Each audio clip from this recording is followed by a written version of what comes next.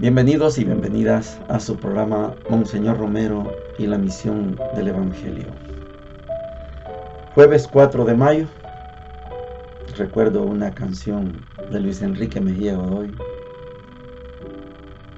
En su canción él dice que el 4 de mayo es el día de la dignidad. Es 4, mi amor, y en mayo, con las primeritas lluvias del mes, crecerá el maíz en tierra liberada. Es 4 de mayo, día de la dignidad. Anoche estuvimos en una celebración, en la tarde de ayer estuvimos en una celebración en el Mercado Dueñas sobre el Día de la Cruz. Explicaba lo que decíamos en este programa ayer. La Iglesia quiere que celebremos la fiesta de la Santa Cruz el 14 de septiembre, pero no le hacemos caso. Seguimos celebrándolo el 3 de mayo. Y lo otro es que no nos vayamos a equivocar. Nosotros no veneramos la cruz, la adoramos.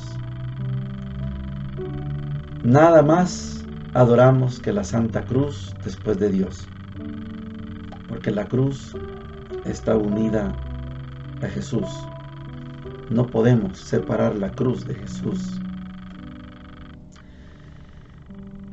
Hay que ver cómo funcionó el símbolo de la cruz frente al símbolo del pescado, al símbolo del pan, que fueron las primeras identidades del cristianismo. En unas comunidades era el pescadito, en otras fue el pan, pero de repente se hizo simbólico, representativo, el símbolo de la cruz, tanto que hasta hoy la cruz está por todos lados. ¿Cuándo fue que empezó a usarse la cruz? Cuando el Imperio Romano, persiguiendo cristianos, daba muerte a un cristiano, la comunidad sepultaba al cristiano y le ponían una cruz para decir, este era cristiano. Y hoy nuestras tumbas tienen una cruz. Algunos de la iglesia evangélica no usan la cruz en las tumbas. Prefieren los 10 mandamientos, prefieren alguna frase, algún epitafio bíblico, pero la cruz está en todos lados. Por la noche celebramos en Jardines de Colón también la fiesta de la Santa Cruz. Aquí se dio un acto apoteósico, porque los meteorólogos de turno decían que era imposible, que no iba a haber lluvia, que íbamos a pasar no sé cuántos días sin lluvia, y llovió anoche. No mandan los meteorólogos, es Dios el que manda. Así sucedió anoche. Hicimos la celebración en medio de la lluvia con el ruido de la lámina. Así hicimos la celebración. En la primera parte del programa de hoy, con Monseñor Romero, vamos a seguir escuchando lo categórico de Monseñor Romero al hablar de lo temporal y el reino de Dios. ¿Son irreconciliables las dos cosas? No, solo que uno debe estar al servicio del otro. Y jamás el reino de Dios está al servicio de un modelo económico. Al revés, todos los modelos económicos deben estar al servicio del reino de Dios. De esto es lo que nos habla Monseñor.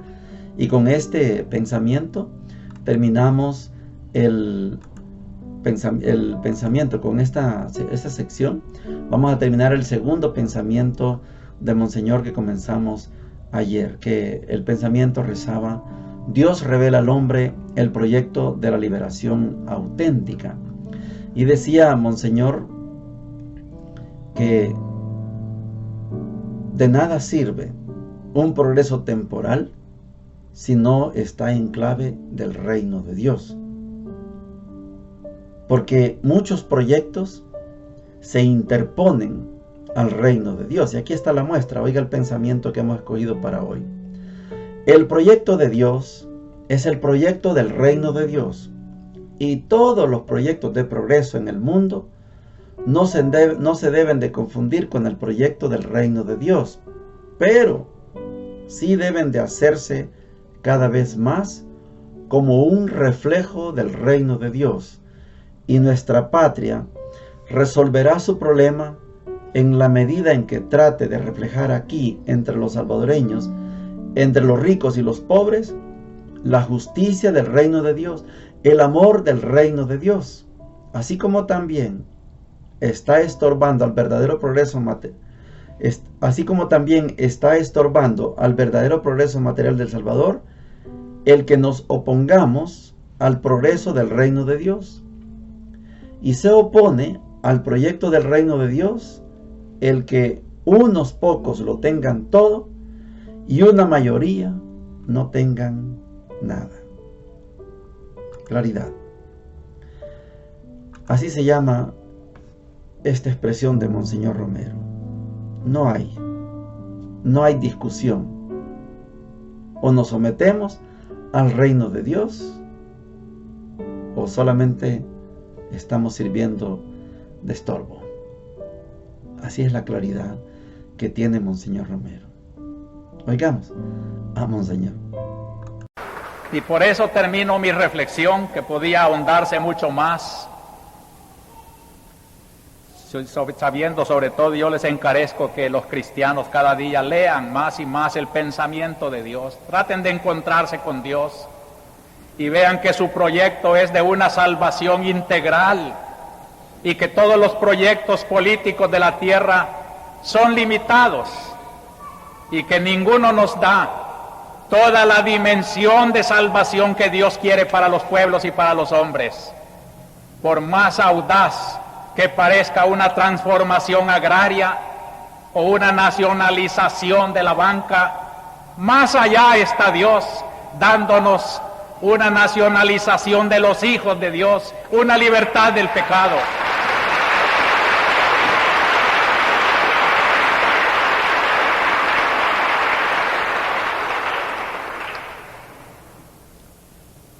El Evangelio nos da el proyecto de la liberación integral.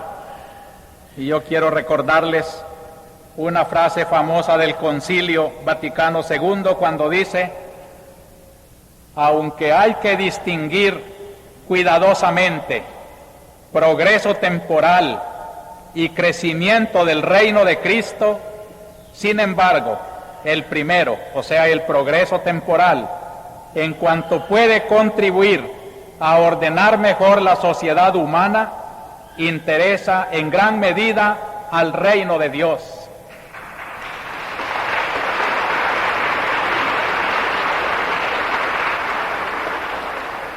El proyecto de Dios es el proyecto del reino de Dios. Y todos los proyectos de progreso en el mundo no se deben de confundir con el proyecto del reino de Dios, pero sí deben de hacerse cada vez más como un reflejo del reino de Dios. Y nuestra patria resolverá su problema en la medida en que trate de reflejar aquí entre los salvadoreños, entre los ricos y los pobres, la justicia del reino de Dios, el amor del reino de Dios.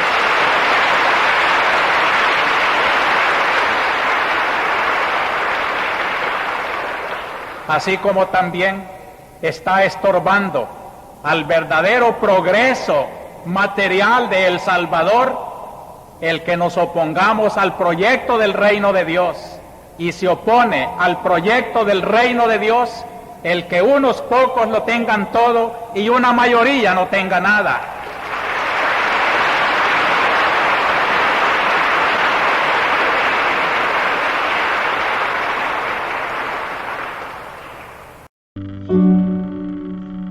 Llegamos a la sección de la palabra de Dios.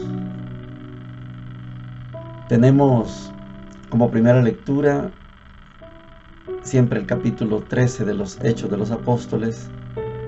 Va a ser la primera aparición ya en público del gran Saulo convertido en Pablo.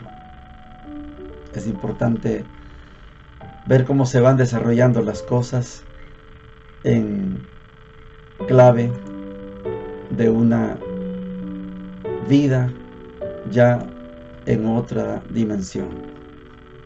Es importante ver cómo usted y yo podemos hacer también esta historia, una relectura de nuestra propia historia y saber dónde estábamos y dónde vamos. Anoche les contaba, estuvimos en Jardines de Colón en una celebración muy significativa y creo que la comunidad de Jardines, y comparto también en la comunidad de San Antonio Abad, cómo se pueden comparar con ellos mismos, cómo eran antes y cómo están hoy. Usted puede hacer lo mismo, cómo era antes, cómo está hoy.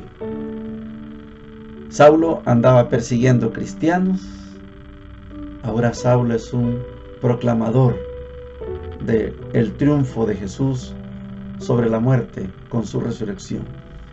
Hechos 13, del 13 al 25, dice lo siguiente: navegando desde Pafos, Pablo y sus compañeros llegaron a Perge de Panfilia.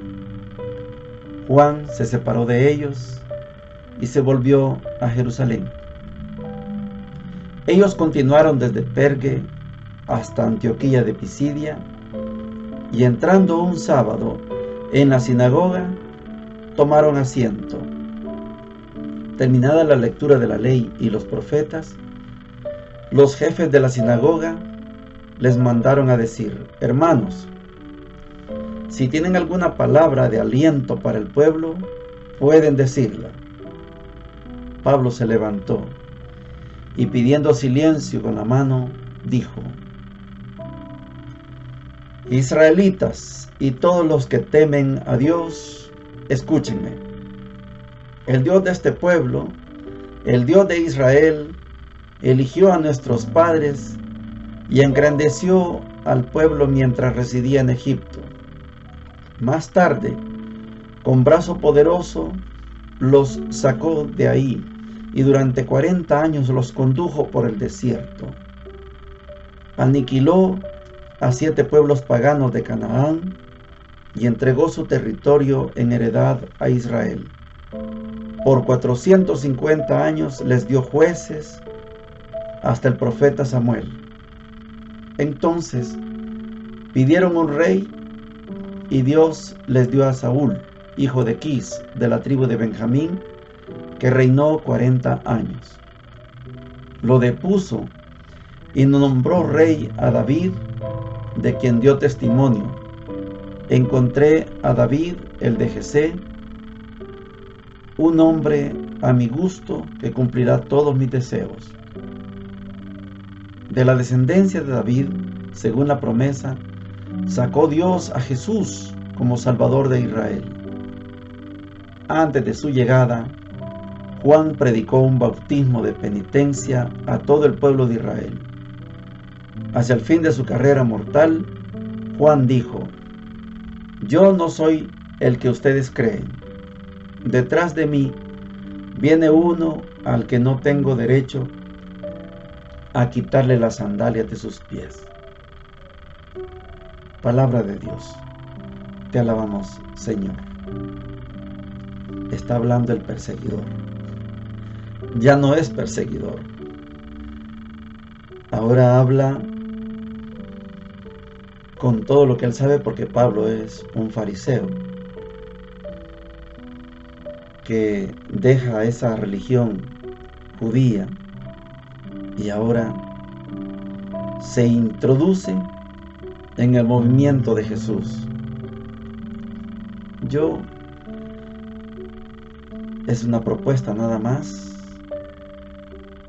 Yo considero que hasta este momento todavía no ha nacido la iglesia. Es solo una propuesta. Pero Pablo se ha incrustado, se ha metido en el movimiento de Jesús. Mi propuesta de nacimiento de la iglesia viene pronto, 2 capítulos más adelante, ya vamos a estudiar eso. Pero el que era perseguidor ahora ya dentro del movimiento de Jesús, miren dónde está, miren dónde va. Ahora Él justifica y lo hace con mucha razón, justifica la importancia que tiene Jesús en la historia de la humanidad. Dios se escogió un pueblo, los liberó, los hizo caminar 40 años por el desierto, los mantuvo 450 años gobernado por jueces, pidieron rey, les dio reyes. Del último rey, David, fíjese que no menciona a Salomón, David, salió un linaje y ahí estuvo Jesús. La sinagoga es un lugar de encuentro para entender, para repasar la ley y los profetas. Pablo sabe de ley, Pablo sabe de profetas, es un fariseo. El pueblo está atento.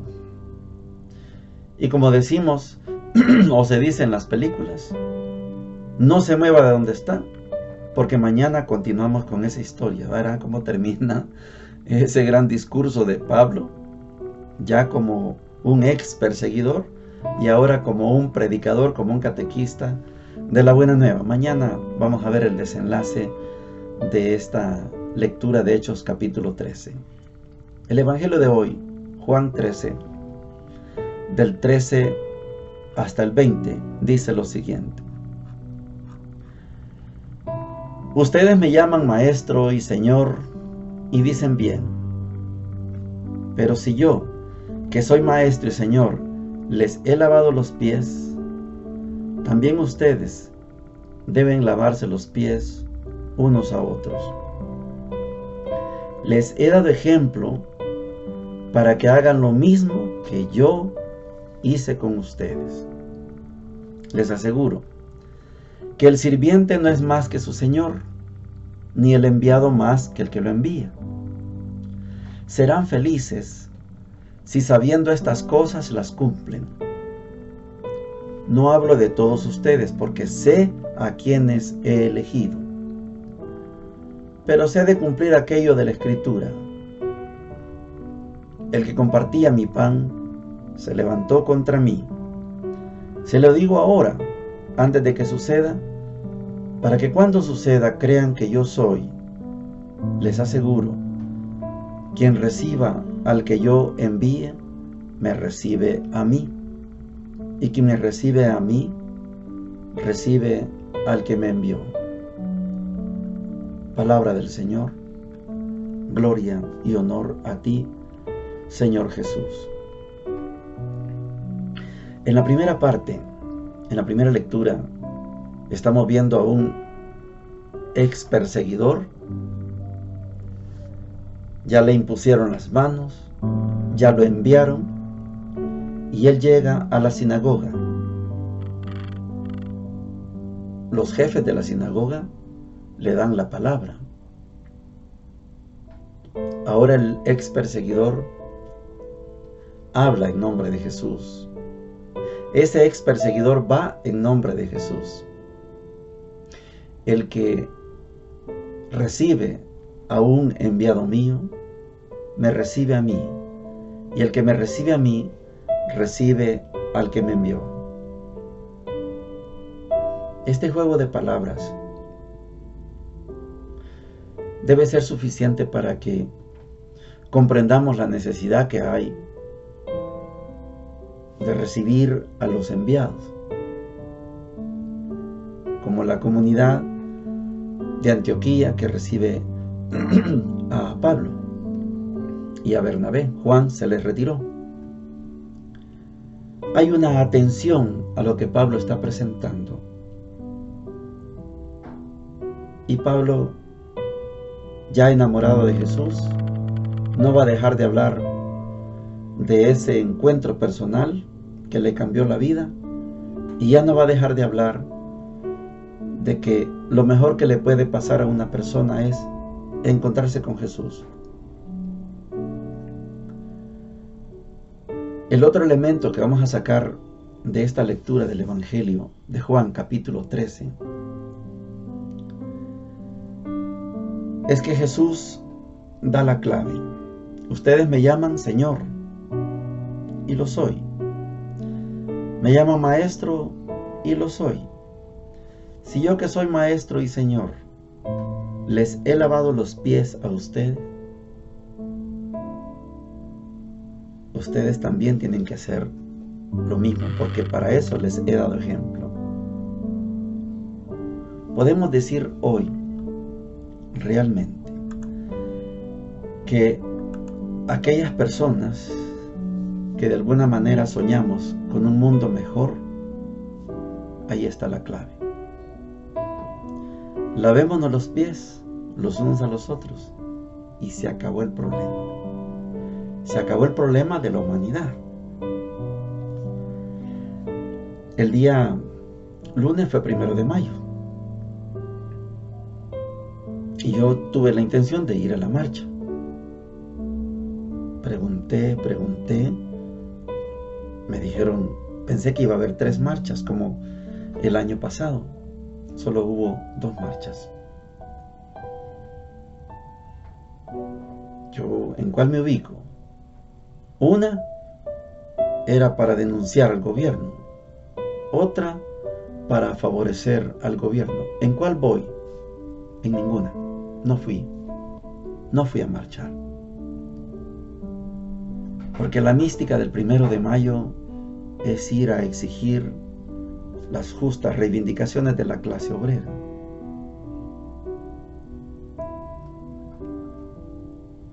Yo creo que poco a poco este país está caminando, está siguiendo el ejemplo de Venezuela, de Nicaragua, donde unos están contra los otros. Yo en contra, yo a favor.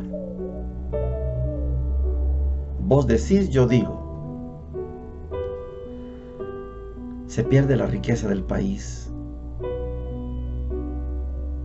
Yo conozco Venezuela, tuve una ocasión por allá. Conozco Nicaragua. Nicaragua vive una situación indeseable. No quiero que pase eso en este país. Estamos a tiempo, pero tenemos que aprender esta máxima del Evangelio de Juan capítulo 13. Me dicen Maestro y Señor, y lo soy. Pero yo les he dado ejemplo, yo les lavé los pies a ustedes. Ustedes tienen que hacer eso mismo. ¿Hay solución para este país? Acaba de decir Monseñor Romero en la primera parte. Sí. Que todos los progresos temporales se sometan al reino de Dios. Solución. En clave del Evangelio de Juan, ¿hay solución? Sí.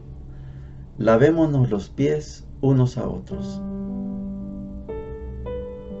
No seamos antagónicos. Yo a favor, yo en contra. Yo digo, vos decís. Yo tengo mi prensa, yo tengo mi prensa. Yo tengo mi radio, yo tengo mi radio. Yo tengo mi televisión, yo tengo mi YouTube, yo tengo. Y la guerra comenzó. Lavémonos los pies unos a otros y este país conocerá la paz. Sigamos peleando. Sigamos insultándonos, unos a favor, otros en contra, sigamos. Y el camino es hacia otra guerra. Alguien va a ganar esa guerra.